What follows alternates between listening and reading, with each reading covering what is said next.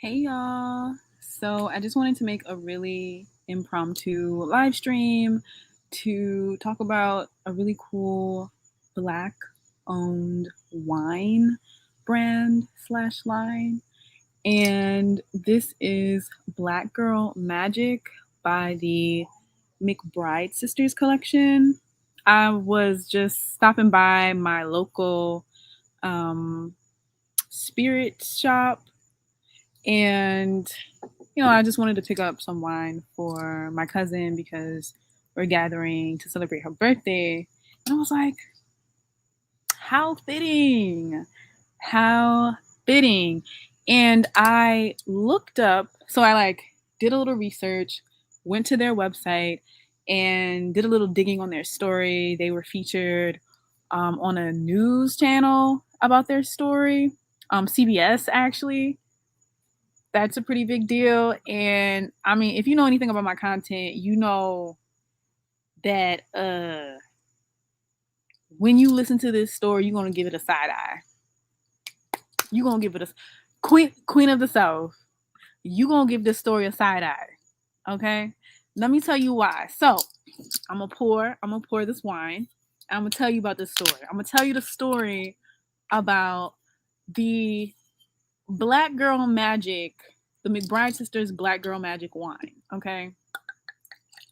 I'm gonna tell you. I'm gonna tell you about this story, okay? So there are two sisters. They're actually biracial, right? And you guessed that they have a black father. They didn't know about each other until they were halfway into their lives. So they spent the beginning of their lives not knowing that they had a sister. Like each sister didn't know they had a sister. Okay. Wow. It's like, why does this have to be a story? I was so excited. Like when I went to the wine shop, I was so excited. I was like, oh my gosh. I was coming in here I was gonna ask about a black owned wine business or alcohol or something I could pick up real quick for this birthday party. And when I get the wine, I get home to do some research on the wine. Why does gotta be the story? Why does it why? I mean, it's impressive because the two women, they find each other later in life and they meet and they hit it off and they have a great connection and they build this wine business together. They build this winery together, right? But why is it that the story had to be birthed from a black man creating single mothers and fatherless children? I mean, in the story, they talk about how each of the sisters spent most of their lives without their father around.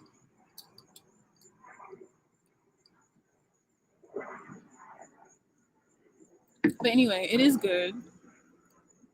It's distinct. It's not too sweet. This is good. This is good, Rose. Hey. Hey, Denise. How are you? Hey, Queen of the South. Hey, girl. Why does gotta be the story? Actually, I'm going to show y'all. Let me find... Okay.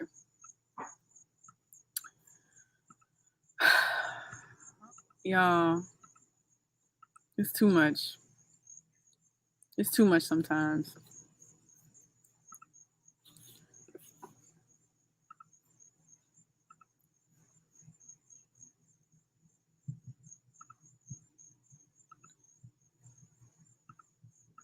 All right, so this is their website and this is their story. I'm just gonna let this play and let y'all put two and two together.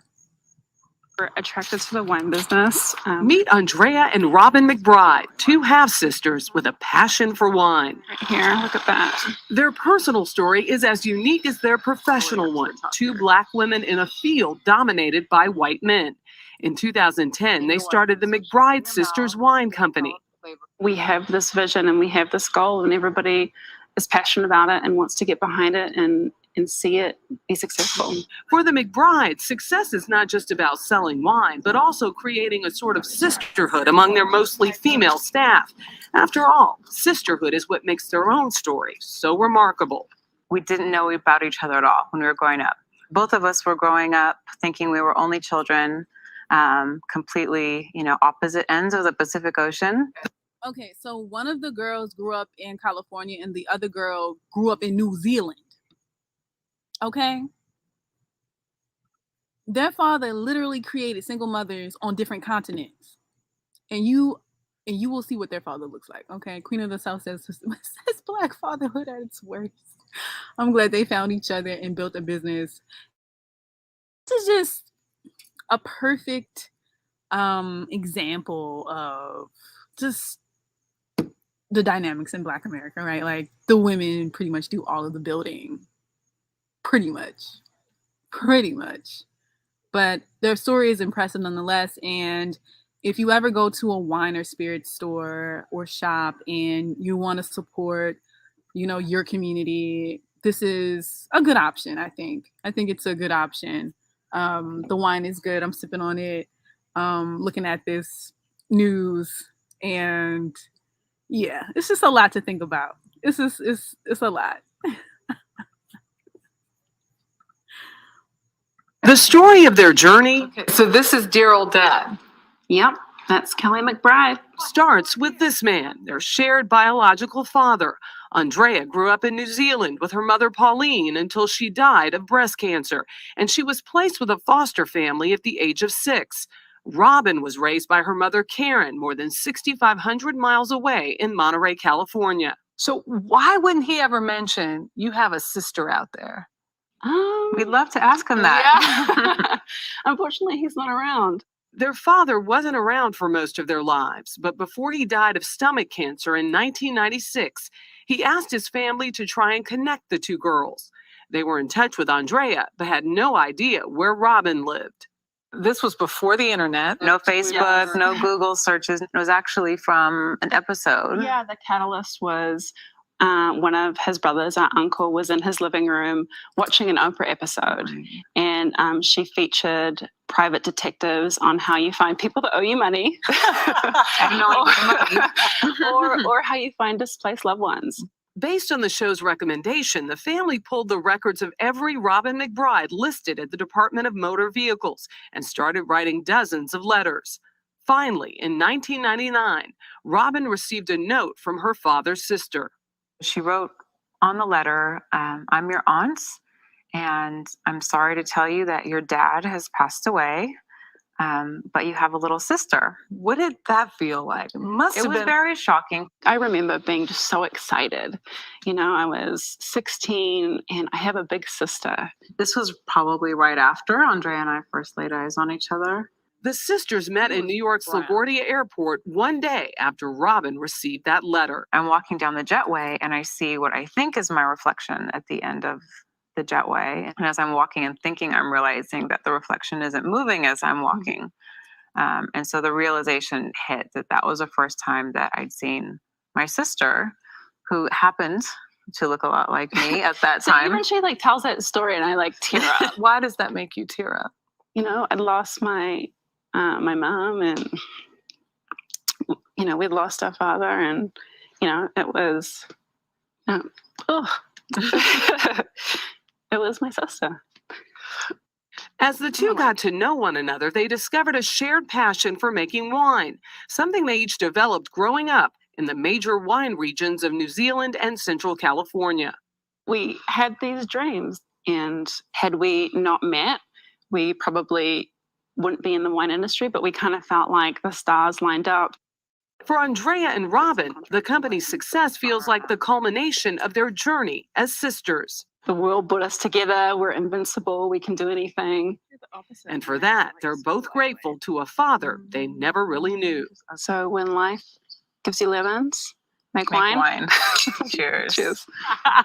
So I think that was a very heartwarming story, despite the derelict behavior of who. So anyway, you can't make this up. This Black-owned vineyard and wine company was literally birthed from a Black man being typical and abandoning his children. But anyway, High Real Deal Financial. And this is why it's important for me to support Black women-owned businesses, right? Because Black women are unfortunately doing most of the building in the Black community. point blank period. They're doing most of the building. This story is a prime example. And these women are biracial and Black, right? Like, they're not just Black, they're biracial. The wine is good though. If you guys want to come up, shout out your little messages or whatever. If you want to shout out your initiatives and your businesses, you can do that. I'm open to that. But yeah, I just wanted to make this a video really quickly to share this Black woman-owned winery and business with you all because I just kind of tried it and just ran to the store and picked it up today. I thought that was impressive. An extremely impressive story from not the best circumstances. So, man, I mean, it's and in the name of the wine is so fitting too, right? Like Black Girl Magic, right? Because even when you don't have a father around, you're still able to outperform many and shine and succeed and thrive, right? You can't make this stuff up. You can't make it up. How you have 2 different kids on 2 different continents and they don't know about each other, and they both by white women?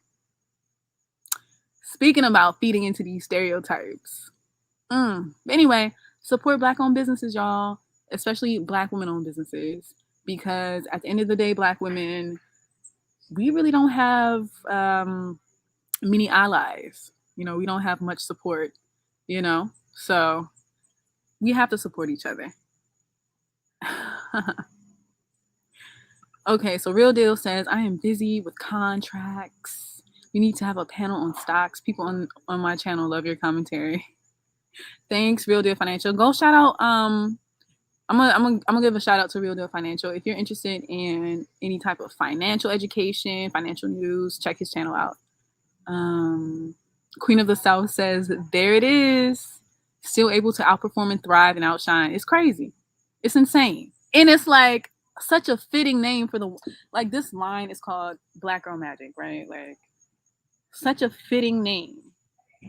Such a fitting name to really display the overall dynamics in the Black community. Like, and the story hits it on the nose as well. It's crazy. So I guess you didn't come here in the beginning of the story. I suggest you go to the McBride's sister's channel and listen to the story.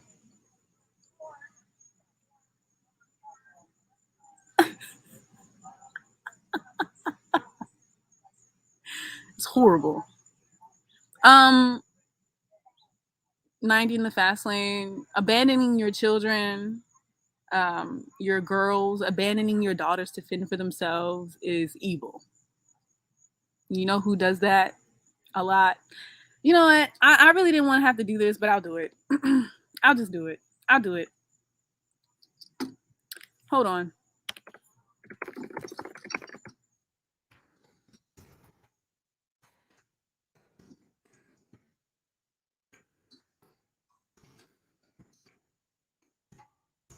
I'll show y'all something.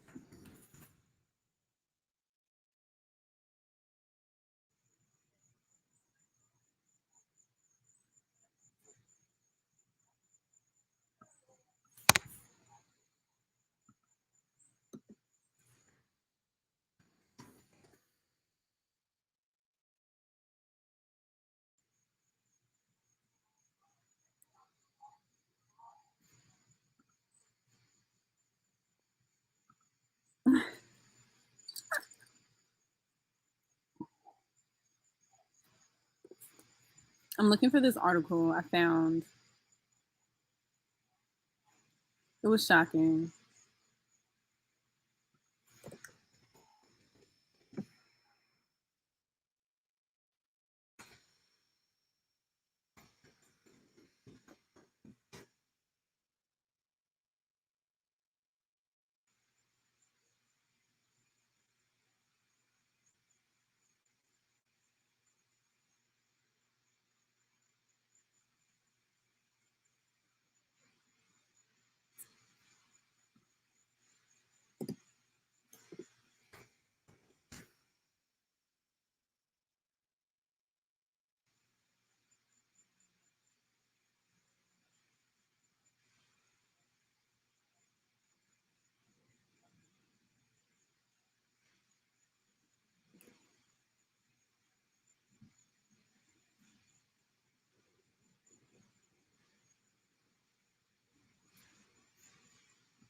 Yo, I'm gonna have to find this. Hey, Yahiri.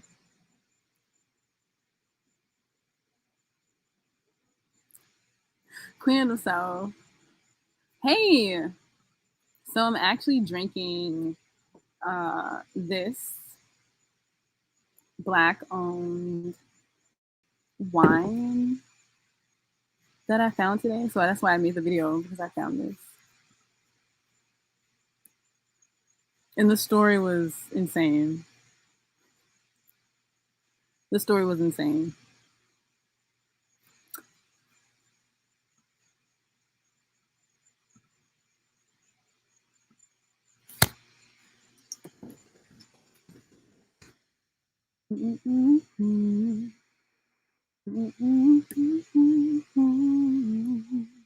Okay.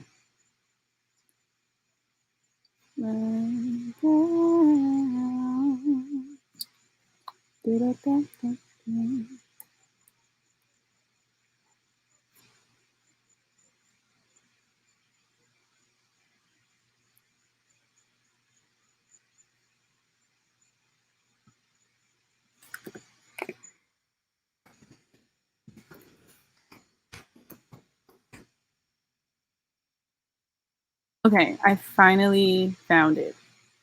So I finally found the article. Okay, y'all ready for this? I finally found it. I'm gonna have to like download this and keep this on my hard drive. So I'm sorry to you know my humor. So this is for the comment up here. Listen, me supporting Black-owned businesses is what's important. However, there is a difference between who puts in more effort in creating these businesses, okay? So I'm going to share with you this, okay? Now, this is what I was talking about. And I would suggest you all go to the wine website and look at the CBC news, okay? The news story, and put two and two together, okay, of the McBride sisters.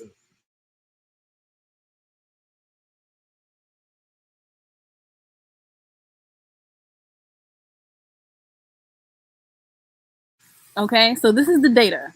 All right, 92% in these women, the two women who founded this winery and this wine vineyard are biracial women with a Black father, and both have different white mothers. Okay, these two sisters didn't know about each other.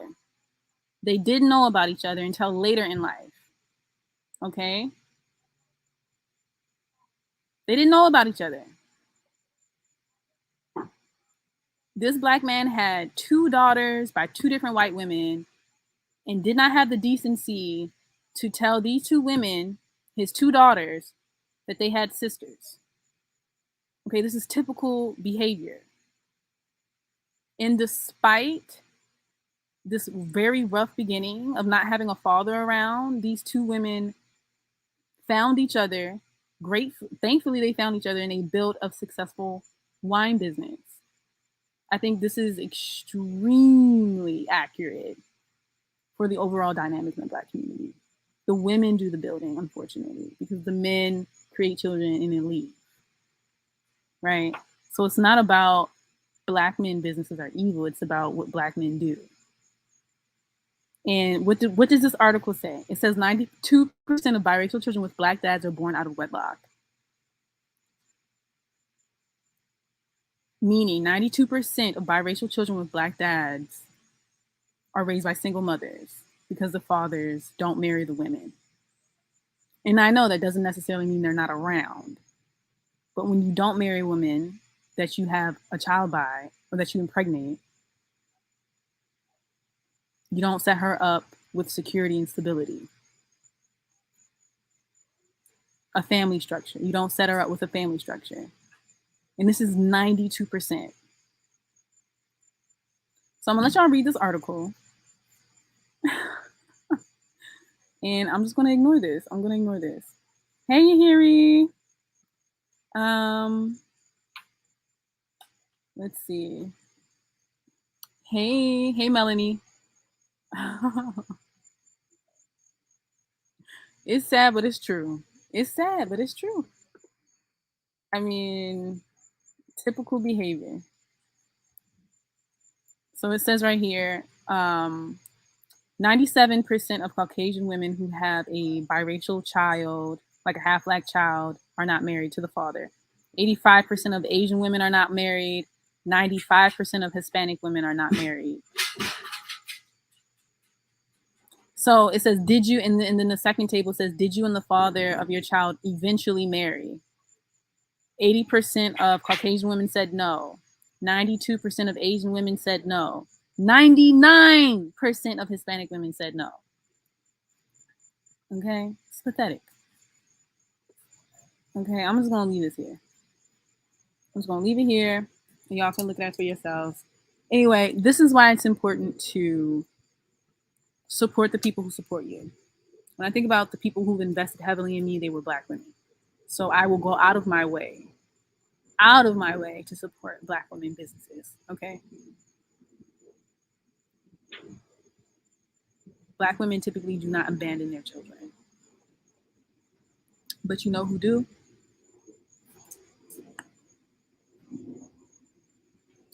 You know who do abandon their children?